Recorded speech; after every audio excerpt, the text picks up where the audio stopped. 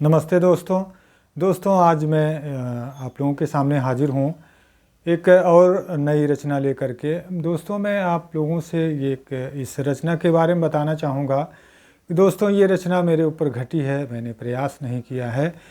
अगर मैं करता तो ये दुस्साहस मेरा होता। इस रचना को मैं पढ़ रहा हूँ क्योंकि मुझे लगता है कि इस रचना को मैं अपने आप में उतार नहीं पाऊँगा, इसलिए मैं आप लोगों से निवेदन करूंगा कि ये रचना जो मेरी है ये प्रभु का प्रसाद ही माना जाए तो ज़्यादा अच्छा होगा। मैं आज आप लोगों को ये गीत सुनाऊंगा।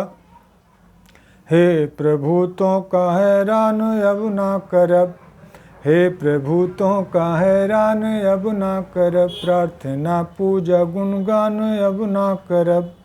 हे प्रभु तो का हैरान अब ना करब, का करे तो कय रुझाई भक्ति मायब, का करे तो कय रुझाई भक्ति मायब, बाकी संसार दुखिया है दृष्टि माजब, लालची आँख मुँह कान अब ना करब, हे प्रभु तो का हैरान अब ना करब, प्रार्थना पूजा गुणगान अब ना करब।